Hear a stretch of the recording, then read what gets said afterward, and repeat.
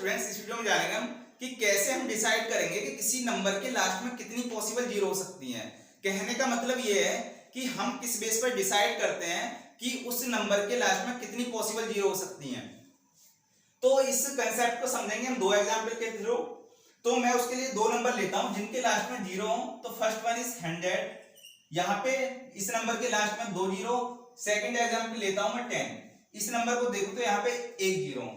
अब यहाँ पे दो जीरो आ रही है, यहाँ पे एक जीरो आ रही है, तो ये किस बेस पर हम डिसाइड करेंगे कि इनमें जो पॉसिबल जीरो 100 में वो 2 है और 10 में जो पॉसिबल जीरो वो 1 है।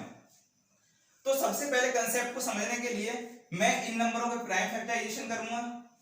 अगर मैं इस 100 के प्राइम फैक्टराइजेशन करूं तो 250 जा 100, 225 जा 50, फिर इसको किससे कट करूंगा, 5 से कट करूंगा, 5 5 जा 25, फिर ये 5 से कट होगा, 5 1 जा 5।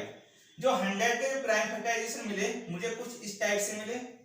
इसी तरीका से मैं 10 के प्राइम फैक्टर करूं तो मुझे कुछ इस टाइप से मिलेंगे, 2 5 जा 10, 5 1 जा 5।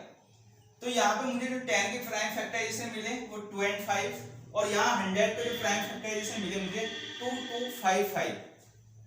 तो यहाँ समझते हैं हम पहले 10 के जो प्राइम फैक्टराइजेशन मिले।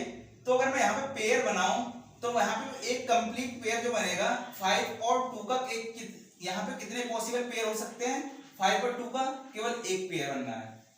इसी तरीका से अगर यहाँ पे मैं 5 और 2 के पेयर बनाऊं तो एक पेयर तो मुझे मिलेगा ये 5 और 2 का, और दूसरा पेयर मुझे मिलेगा ये। तो यहाँ पे मैंने देखा कि 5 और 2 के जो पॉसिबल पेयर 2 हैं, और यहाँ पे देखा 5 और 2 के जो पॉसिबल पेयर है वो 1 है। अब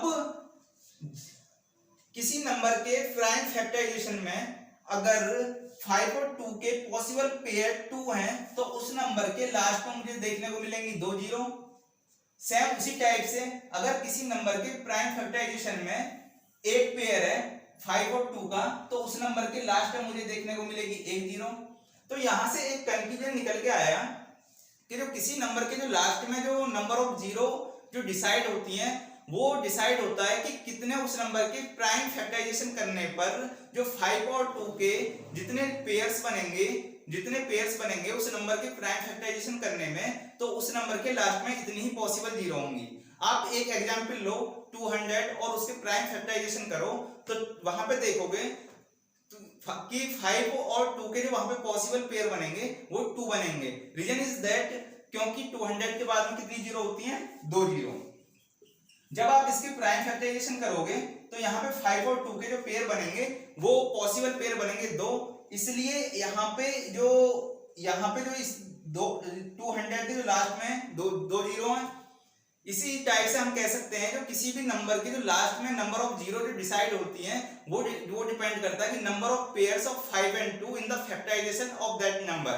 ठीक है, अगर आपको ये वीडियो पसंद आए तो वीडियो को लाइक करो, चैनल को सब्सक्राइब करो। Thank you.